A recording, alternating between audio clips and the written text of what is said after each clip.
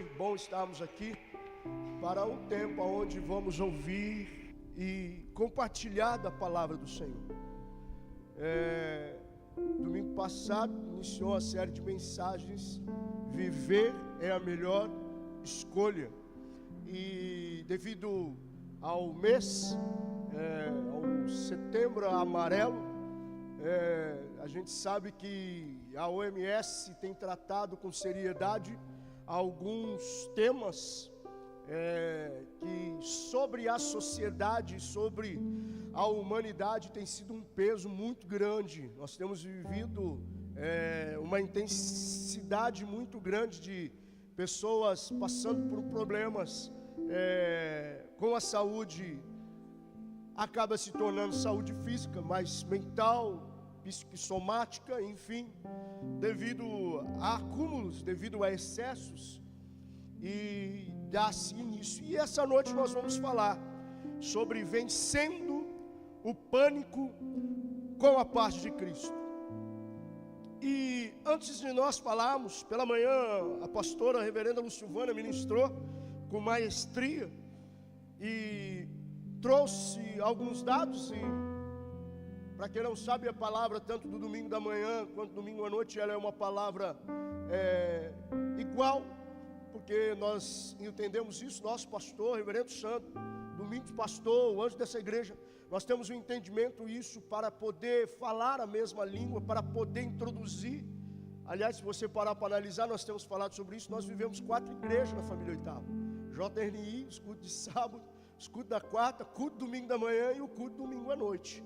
Então a gente tem tratado com seriedade para aquilo que o público, os irmãos que ouvem a mensagem de manhã, possam ouvir a mensagem à noite. Então de manhã, com maestria, a reverenda Lucilvânia trouxe. E falar sobre vencer o pânico com a paz, eu preciso entender algumas informações que ataques de pânico e síndrome de pânico.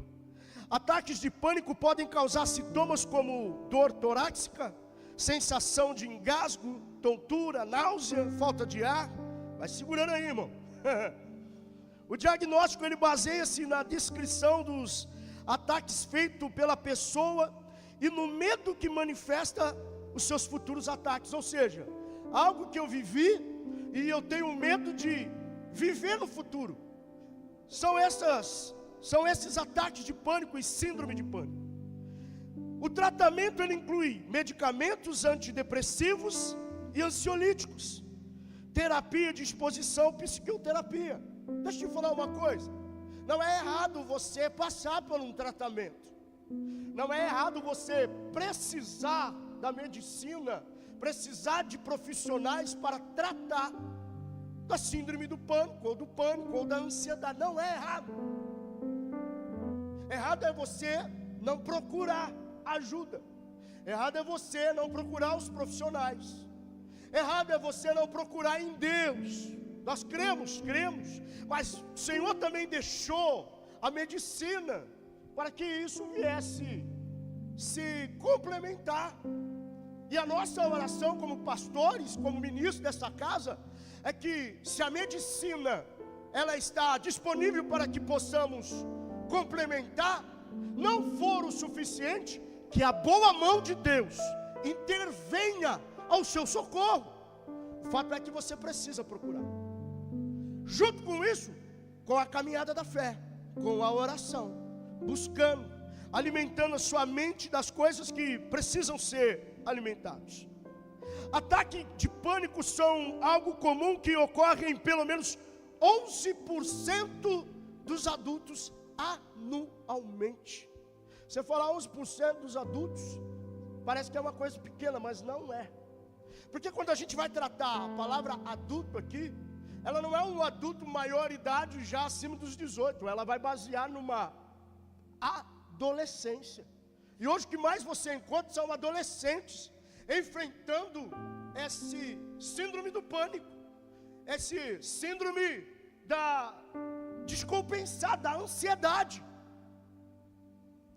Os pastores, nós temos tratado, recebido no gabinete, tem tratado, conversado com pessoas que os seus filhos enfrentam situações totalmente contraditórias da nossa realidade de anos atrás.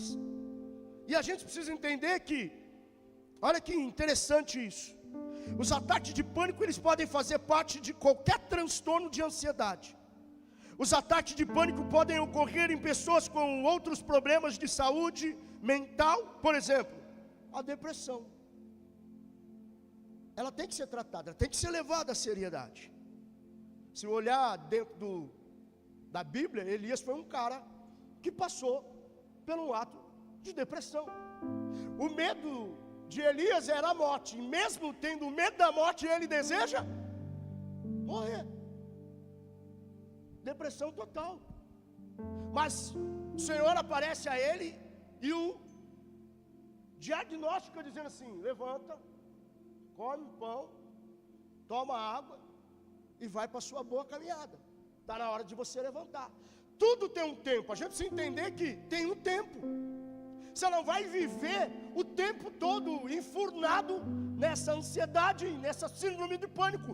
Você aproveita a medicina, você usa os profissionais, você ganha os caminhos legais que você tem para isso. E meu irmão, bola para frente, segue. Porque se a gente entender, lá no Evangelho o Senhor Jesus disse: no mundo tereis, João 16:33, mas tenha bom. No original, escute isso, no original, não está nada aqui específico, no original, significa guarda o seu coração. No mundo tereis aflição, guarde o seu. Por que guardar o coração? E o coração não tem a ver com essa carne que bombeia sangue. O coração tem a ver com os sentimentos, porque é os sentimentos que nos levam a criar imagens que não existem, a ver coisas que não existem.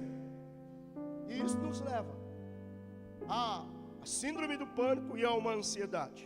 A síndrome do pânico, ela ocorre em 2 a 3% da população, irmão. A síndrome do pânico, ela tem um público mais específico, as mulheres. Cadê a mulherada aí? Levanta a mão. Levanta aí, irmão, vai, isso. Irmão, eu não consigo dirigir e ouvir o rádio. A mulher ouve o rádio, dirige o carro, passa batom, cuida dos filhos, prepara a comida do marido, faz café da manhã. E aí você quer que a mulher não endoida? E o maridão no sofá, perna cruzada, amendoim do lado e assistindo o jogo da Ponte Preta e do Guarani. E tá tudo bem para ele. Vem a gripinha, uma gripe. Você viu a mulher já gripada? Uma mulher gripada, cuidando de criança. Está lá, batalha e vai e faz, passa roupa e faz. E o homem, irmão, começou com a tosse. Eu vou morrer. Acho que eu estou com febre. É febre? Vê se eu não estou com febre. Você está rindo, o que acontece com você? Uma tossinha. O público-alvo da síndrome do pânico é a mulher. Preciso dar conta do marido, preciso dar conta do filho, preciso levar a criança para a escola. Às vezes eu preciso trabalhar, às vezes eu ajudo em casa, eu componho com as coisas e aí vira um pânico. A OMS, ela, desde 2024, ela tem falado de uma crescente enorme sobre a síndrome do pânico, sobre esses cuidados que a gente precisa ter. E hoje à noite queremos tratar e compartilhar algo com você através das Escrituras. Como vencer o pânico com a paz de Cristo. E no Evangelho de João, capítulo 14, o verso de número 27, vai dizer, na versão NVT: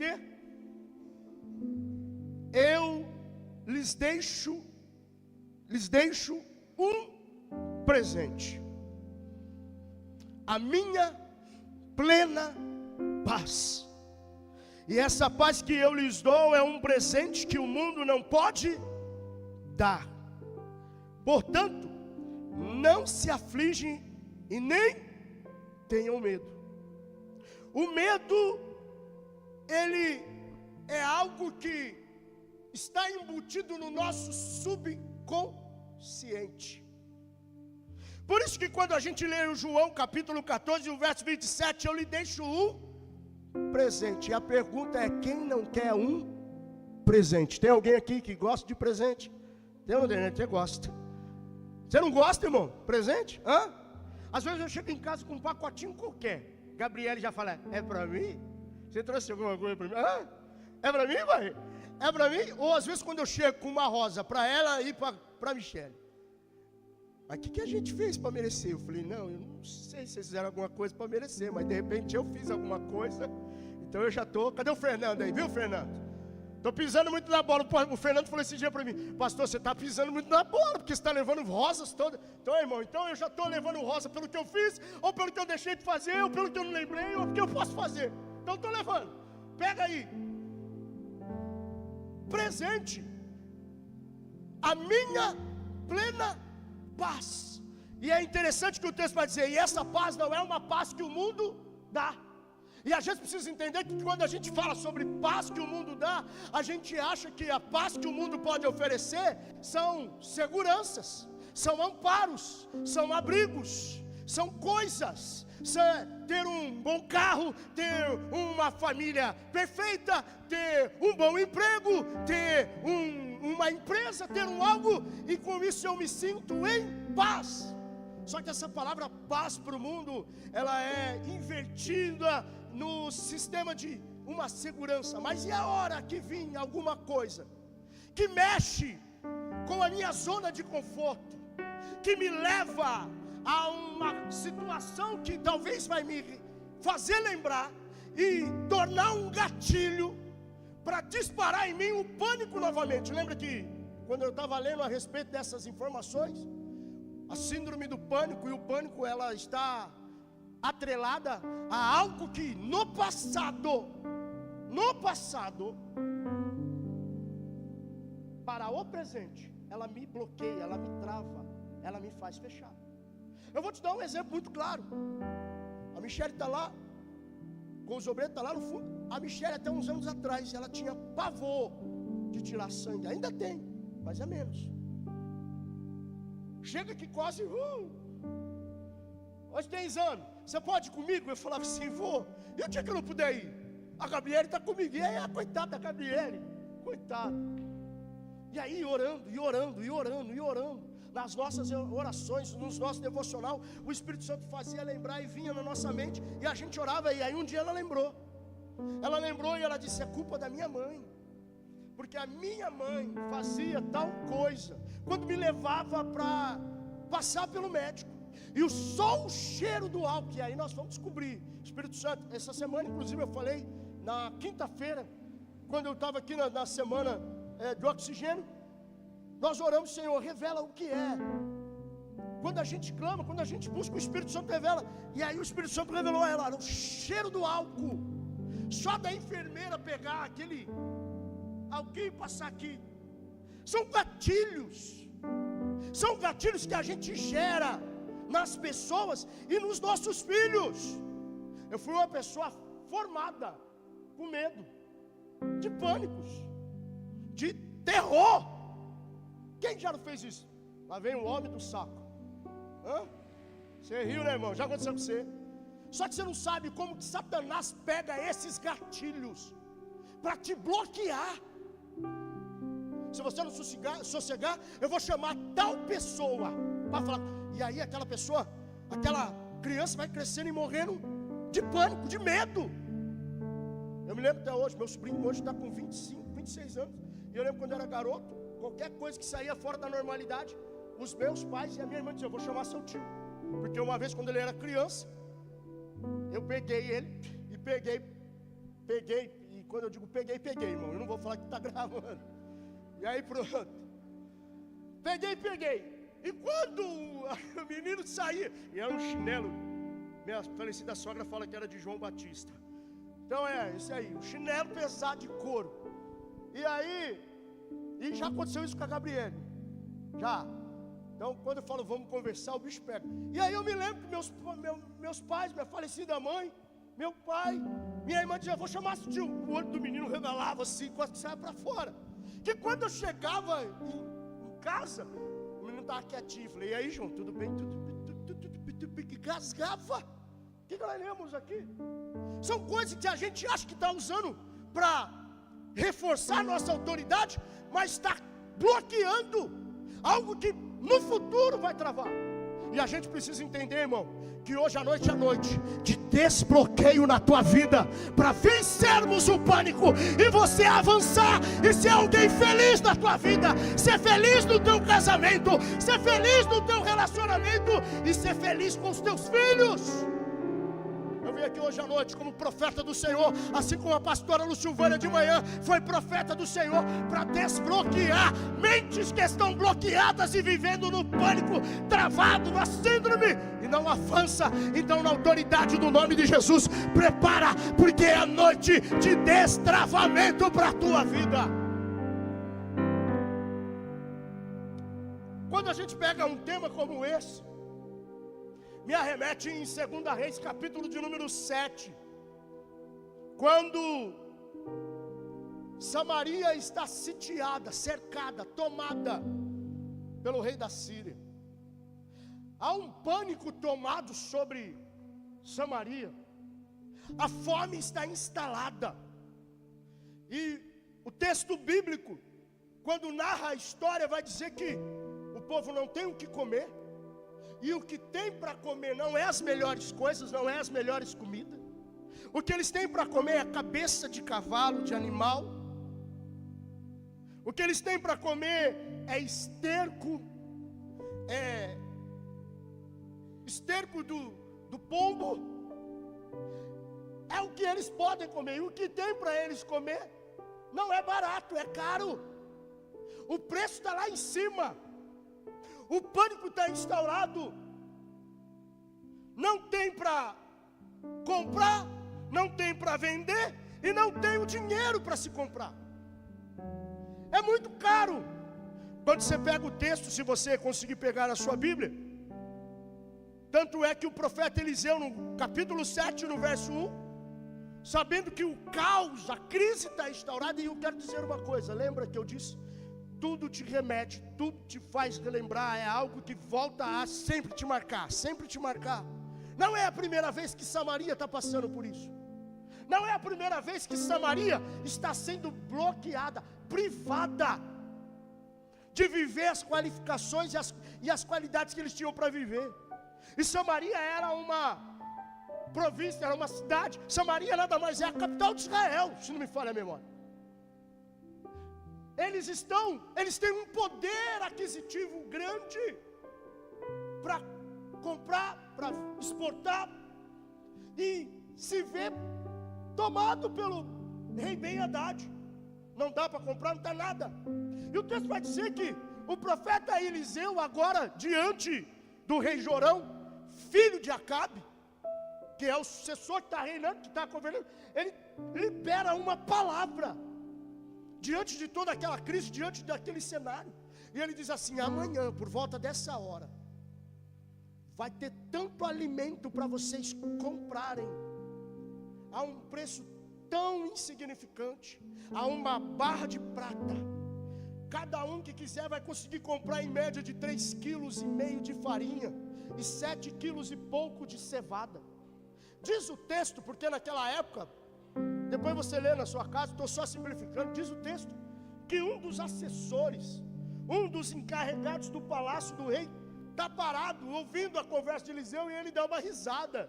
Ele diz: mas nem se Deus abrisse todas as janelas do céu, amanhã teria tanta farinha assim, teria tanta coisa assim, que nós pudéssemos comprar com apenas uma barra de prata. O profeta vira para ele e diz: assim como o Senhor me diz, eu também vou te dizer. Vai acontecer, e pela sua falta de fé, você vai ver com os teus olhos, e você não vai comer. E além disso, você vai morrer. O homem endurece, fica quieto, até chegar a esse ponto. No capítulo 3 em diante, tem 4 leprosos. Eu disse 4. Você sabe como que é a história de um leproso? Imagina os caras, irmão. Samaria de um lado, os sírios do outro. Os sírios do outro. E os camaradas não podiam nem entrar em Samaria, porque eles são. E leproso não convive com pessoas curadas. Um leproso tinha que andar na rua, ele tinha que andar. Licença, leproso andando. Você já leu, está lá no livro de Levítico. Do outro lado tem os inimigos. Os 4 leprosos só tinham avenida para andar. De um lado, Samaria. Do outro, o acampamento o arraial dos sírios. E eles estão andando. Leproso, desenganado, tem nada para fazer. Também estão com fome. E não é pouca, não, é muita. Olha para um lado, Samaria. Olha para o outro.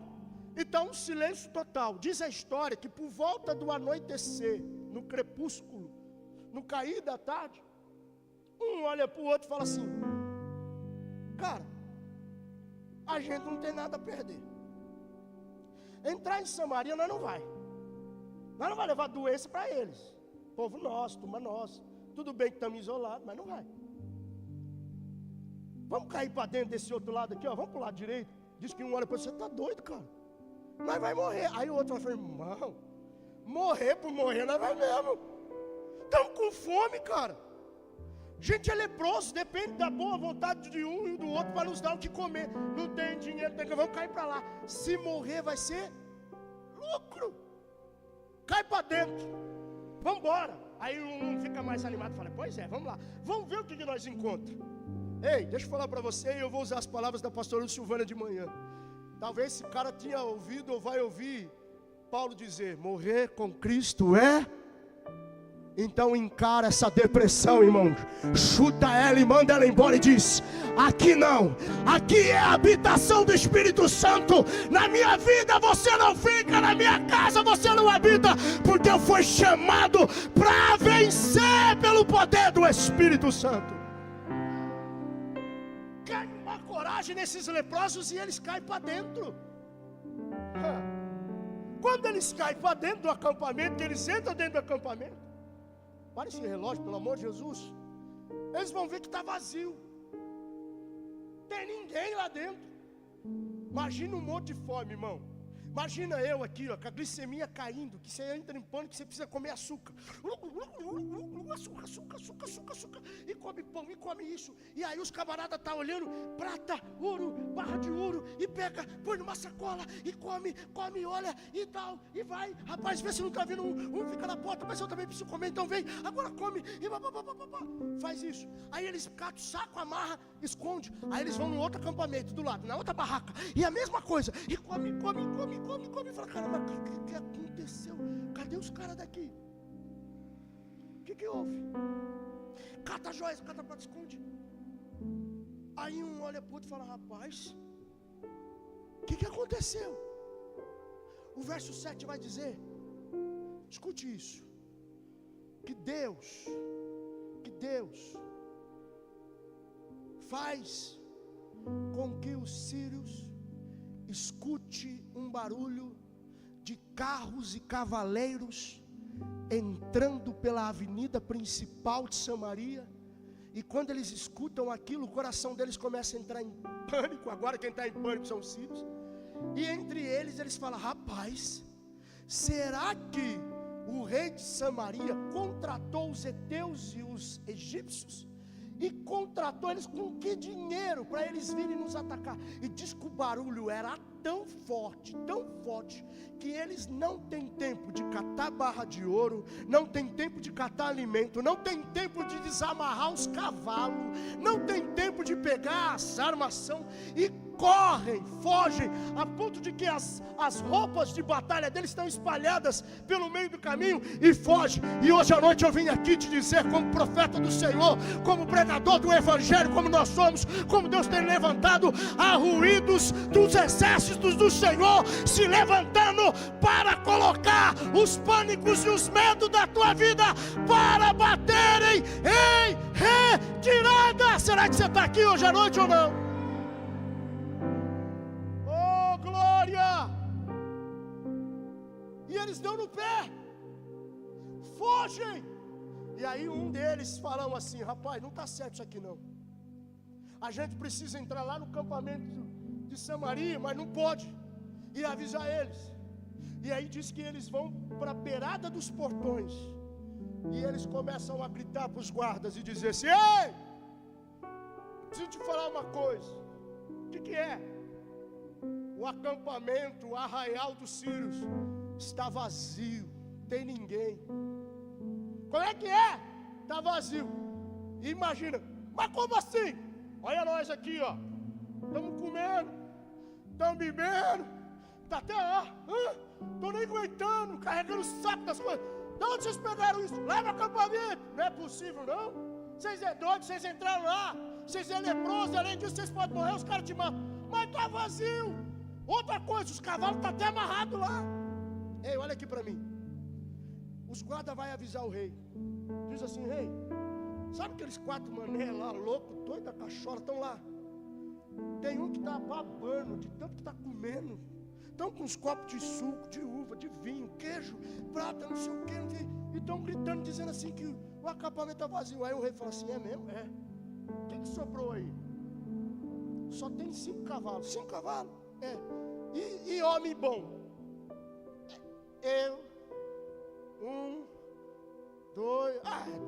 Dá para montar 5 cavalos também. Mas presta atenção, vocês vão. Só que fica esperto que vai lá saber se quando chegar lá não tem uma armadilha. De repente eles sabem que nós estamos esfomeados, morrendo de fome, se esconderam no mato. E quando a gente chegar lá, ele nos prende. Ele falou: rapaz, mas vai com cautela. E quando eles estão indo, quando eles chegam dentro do acampamento dos sírios, ele vê que de fato está vazio. Eles olham e vê que os cavalos estão amarrados, não tiveram nem tempo deles soltarem. E eles voltam para dizer para o rei, e dizer: rei, os 4 leprosos estão com a razão. Os sírios foram embora, e nós estávamos aqui por sabe por quanto tempo. Se você já começou a entender, Deus está procurando o primeiro leproso para se levantar, e ele está aqui. Eu sou um. Tem mais alguém chegando aqui hoje à noite para anunciar que o campo dos inimigos estão vazios? Que os campos dos inimigos, eu sou o primeiro. Cadê o segundo que está aqui hoje à noite? Cadê o segundo? Cadê o terceiro? Cadê o terceiro? Cadê o 4 leproso que vai levantar a mão para dizer: ei, sabe o que significa o leproso? O leproso é alguém doente que não pode se misturar. E nós tínhamos uma lepra chamada pecado, mas veio um Deus todo-poderoso e derramou o seu amor e diz: eu te curo, eu te saro, eu te limpo e eu te levanto para anunciar boas novas de salvação. Oh, Labaxeira, Candalabassúria. Deus está procurando leprosos para anunciar para pessoas, dizendo: é tempo de se libertar, é tempo de vencer, é tempo de avançar, é tempo de você largar esse passado, esse gatilho, esse medo que te trava, esse medo que te faz você ficar paralisado. Por isso o texto diz: eu tenho para vos dar um presente, e esse presente é a plena paz, a paz que o mundo não pode te dar, mas Cristo nos deu na cruz do Calvário. Ei, meu irmão, o Evangelho não tem a ver com as coisas terrenas. Cristo não veio para nos livrar do sofrimento terreno. Cristo veio para nos livrar do sofrimento eterno. E essa é a convicção que eu e você precisamos ter. E essa é a paz que nós temos e o mundo não tem.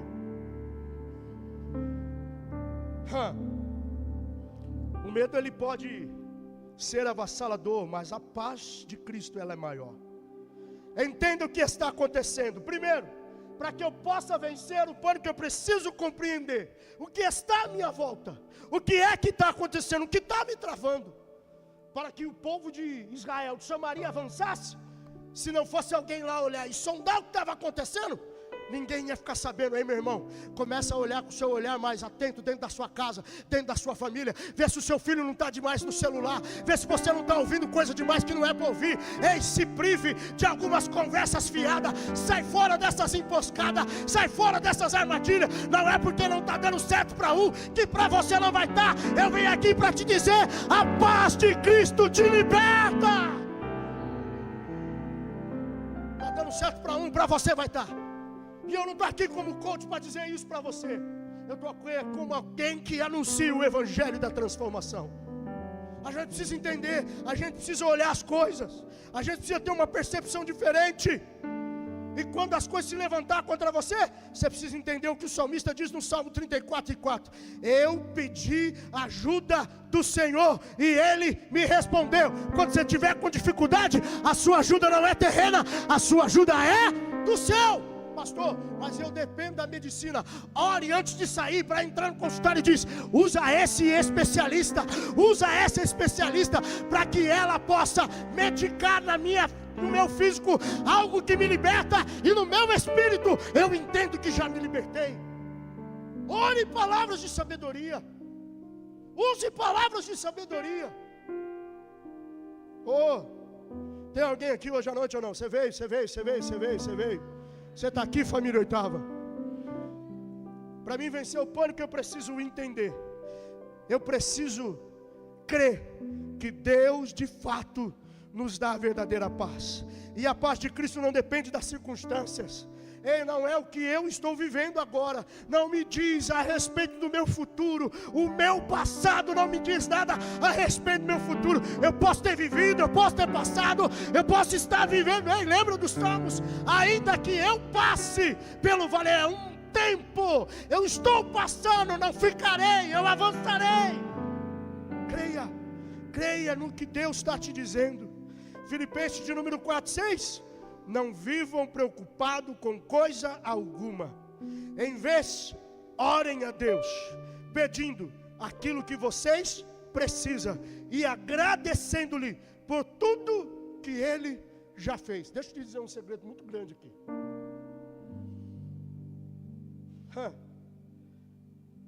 Peçam em oração e agradeçam pelo que Ele já fez. Pastora Silvana falou isso de manhã. Quando a senhora ministrar, pastora, eu me lembrei na hora do que a gente já ministra aqui, principalmente nas horas da oferta, e pelo último curso do Tadel que a senhora deu, que fala da primeira e da segunda multiplicação. Evangelho de Marcos, capítulo 6, se não falha a memória, e depois capítulo 8. A gente precisa entender uma coisa. Lembra que nós dissemos no começo que o gatilho do pânico, da depressão, da ansiedade, é algo que a gente já viveu. A primeira multiplicação, o pânico e o desespero dos discípulos é ter uma multidão, a gente precisa alimentar. Como que eu vou alimentar? Jesus fala: descobre o que tem, vê o que tem. Tem 5 pães, 2 peixinhos, beleza, traz. Não é vocês que vai fazer, eu vou fazer. Só manda a multidão sentar, agradecer pelo que Ele já fez. Aí no verso anterior, e diz o texto que Jesus levanta, abençoa, comem mais de 5.000 pessoas, fora mulheres e crianças, homens, fora mulheres e crianças, sobram 12 cestos. No verso seguinte, eles vão encarar a mesma situação. Só que o problema é que a gente esquece que a situação que talvez a gente já está vivendo, a gente já viveu no passado. Jesus te libertou do passado, Ele vai te libertar nesse momento e te libertará no futuro. E a gente precisa entender isso. E os camaradas estão passando pela mesma situação, eles dizem assim: lascou de novo, tem uma multidão para não alimentar. Eu fico olhando a cara de Jesus dizendo: eu fiz isso um tempo atrás e vocês estão borrando de medo. Só arruma pão para mim, pelo amor de Deus. Tem hora que você só precisa arrumar, sabe o quê? O tempo de dobrar o joelho e de agradecer pelo que Ele já fez na sua vida. Ei, entenda que para vencer o pânico eu preciso aprender como reagir durante a crise. E algumas reações ela tem a ver com que meu comportamento físico deu liberar em mim algumas adrenalinas, algumas... Isso aqui é difícil de falar demais, rapaz do céu. Como é que é aquele que libera o quê, pastor Silvana? Como é que fala? Esse negócio aí, mano, isso aí, enrola a língua, é comigo. Viu? Esse negócio, você precisa se exercitar. E o exercício, tanto físico quanto um exercício espiritual, meu irmão. Essa igreja é uma igreja que vive falando, que vive pregando. O nosso pastor, o nosso reverendo, pega no nosso pé e bate com razão. E a gente precisa viver, irmão. Se a gente não cobrar um do outro, irmão, fala a verdade. Você vai ler a Bíblia, você vai orar. Irmão, esses dias eu vi na semana oxigênio, eu quase fechei a porta. É tanta gente que eu não sabia onde colocar eles para sentar, para orar. Era muita gente. Você está rindo, né, irmão? Não, não vou contar, não. O cara não ora, não tem a prática, ele não reage, não busca, não se esforça, não vem para oração, não tira um tempo de leitura da palavra, não tira um tempo de dedicação, não se consagra, não faz jejum. Irmão, reaja. Essa situação que você está enfrentando precisa de uma reação. Você precisa reagir. Você precisa sair da inércia. Você precisa se movimentar. Você precisa praticar exercícios físicos. Você precisa praticar algo que vai te fazer a ter uma vida de comunhão com Deus. Ocupar a sua mente. Sabe aquele ditado que diz que mente vazia ela é o quê? Oficina do diabo. Você fica pensando, vou morrer, vai dar errado, é isso. E não há psicólogo que te cure. Mas quando eu estou alicerçado na palavra, eu entendo exatamente isso aqui. Quando eu ficar com medo, Salmos de número 56, o verso 3 e 4. Quando eu ficar com medo, hei de confiar em Ti, Senhor, em Deus, cuja palavra eu exalto. Neste Deus eu ponho a minha confiança, e nada temerei o que pode me fazer o homem mortal. Quando eu estou guardado em Cristo, nada pode me abalar. Estou encerrando. Construa uma vida de mente renovada. Romanos capítulo de número 12, o verso 2, a gente vive falando isso. Não imite o comportamento e os costumes deste mundo, mas deixe que Deus o transforme pelo meio da sua mudança. Quando a pastora Silvana de manhã, é bom você pregar depois, viu, pastora? Fica assim, é legal. Porque eu sou ministrado, irmão. Quando a pastora Silvana ministrava isso, o Espírito Santo soprava no meu coração. Porque a gente vive ouvindo. Ei, não imite o mundo. Numa situação de pânico, numa situação de caos, numa situação de desespero, se o governo tocar um alerta ali agora e dizer assim, olha, estoquem alimentos na sua casa, porque você vai ficar sem comida. O que o mundo faz? Compra, estoque, coloca lá. E o crente? O Deus está dizendo, não imita eles não, irmão. Tem coisa que a gente imita do mundo. Deixa eu te dizer uma coisa, a gente saiu do egípcio. A gente saiu mas a gente, mas o Egito ainda não saiu de nós. E a gente precisa se libertar das coisas do mundo. Você está vivendo num tempo novo. Você é transformado. Você não precisa copiar nada do mundo para ser alguém vencedor. Você precisa se comunicar um pouco mais com o céu, porque o céu te revela as coisas que pertencem ao céu. É sobre o céu.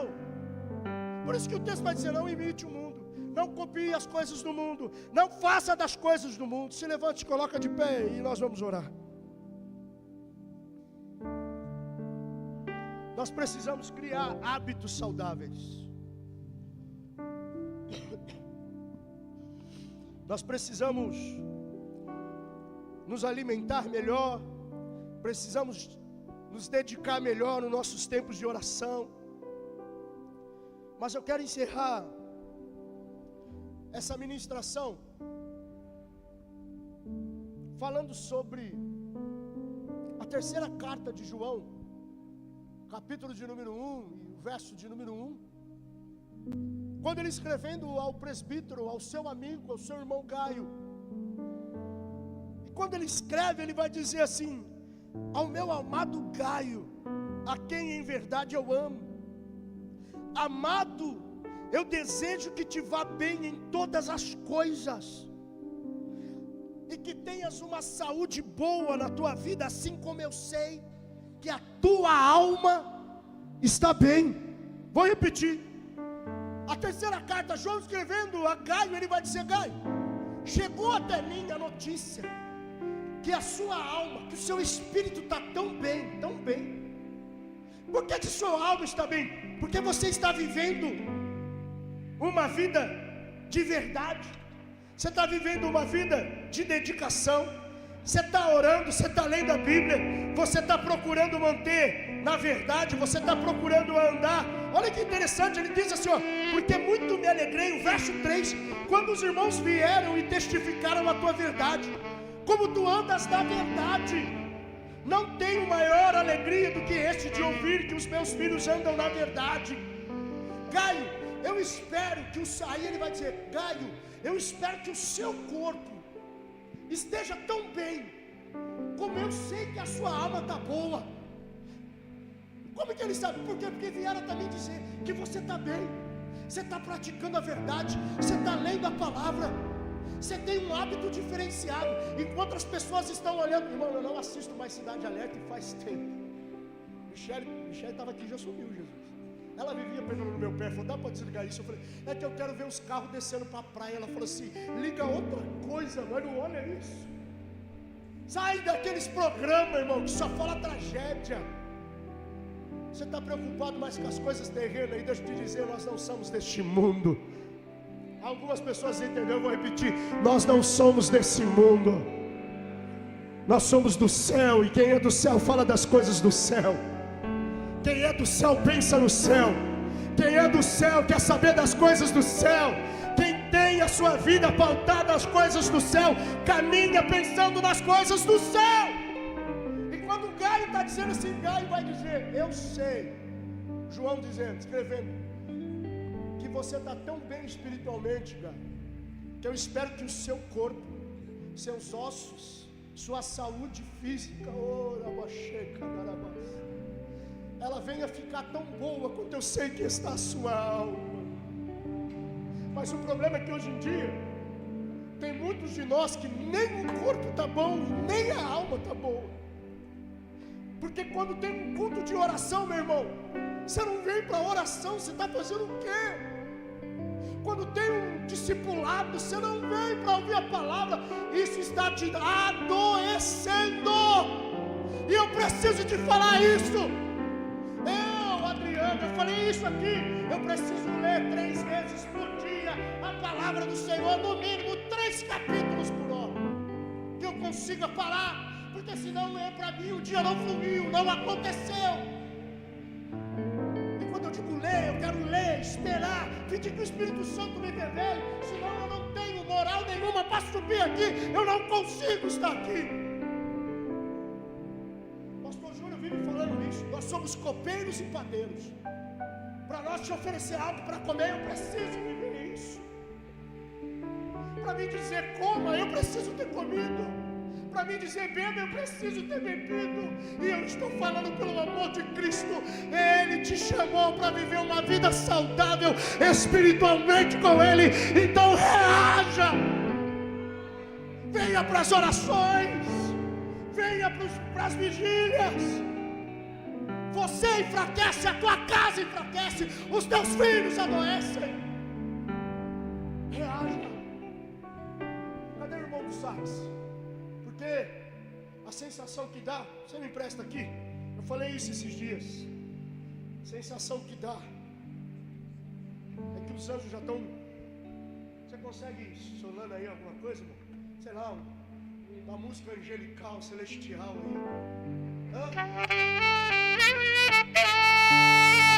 Irmão, daqui a pouco, irmão, daqui a pouco as trombetas vão soar. Daqui a pouco as trombetas vão soar e o nosso nome vai chamar: Vinde bendito do meu Pai, e possuí por herança o que eu vos preparei. Reaja, Igreja de Cristo. Reaja, família. Reaja, família Oitava. Está na hora de você sair dessa inércia. Está na hora de você reagir. Está na hora de você dobrar o joelho. Está na hora de você vencer o pânico, a depressão, a ansiedade. E é na oração, é na palavra, é na consagração, é no tempo de comunhão com Deus. Porque muito em breve vai sair uma notícia. Muito em breve vai sair uma.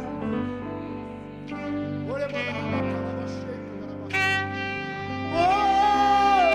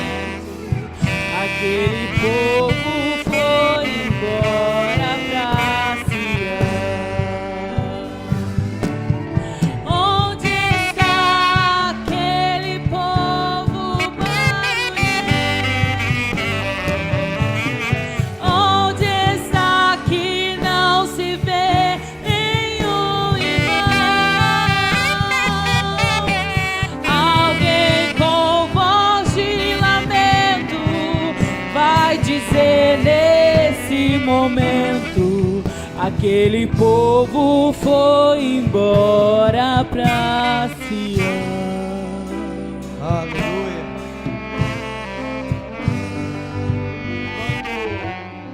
Quando o pastor Adriano ministrava esta palavra, eu ali sentado no meu banco, eu comecei a enumerar os medos meus para esta semana.